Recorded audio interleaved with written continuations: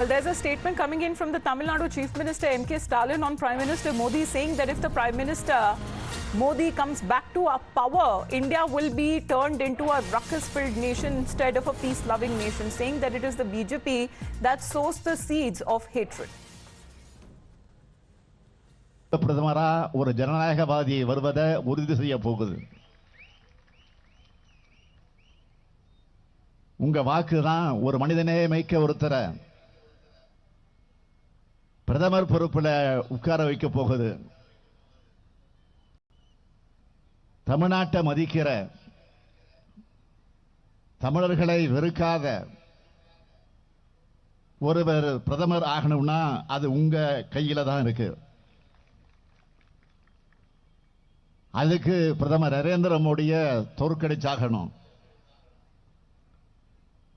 மீண்டும் மோடி ஆட்சிக்கு வந்தா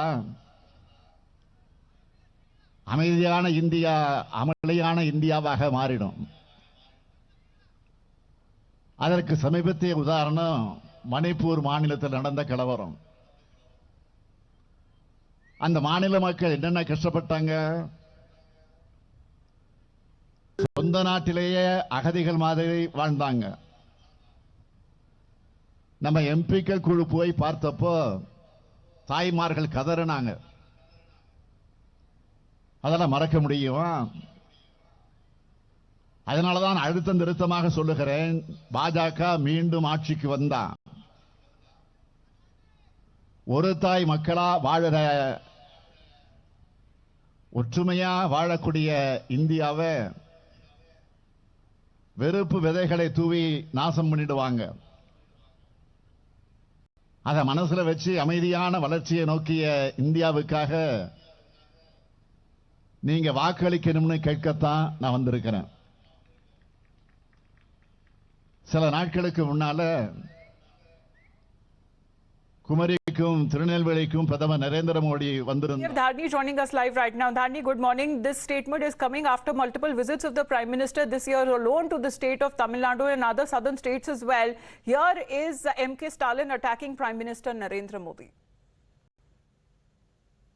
Well, the Chief Minister is telling that, for India to be peaceful, for India to be calm and peaceful, Narendra Modi should not come to power again. And it is in the hands of Tamil Nadu people also, because Tamil Nadu is a state with 40 parliamentary constituencies. So he's telling that it is in your hands that we get a PM who respects Tamil Nadu and who doesn't hate Tamils.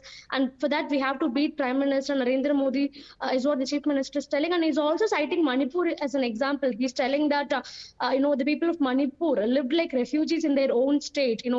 When the opposition Kams's MP team went to Manipur and met the women of Manipur, they cried like anything. Their cry is unimaginable. And this itself is an example that the BJP will not let this country stay in peace. So that's why I'm telling again and again, BJP comes to power, the idea of united India will be destroyed by their seeds of hatred.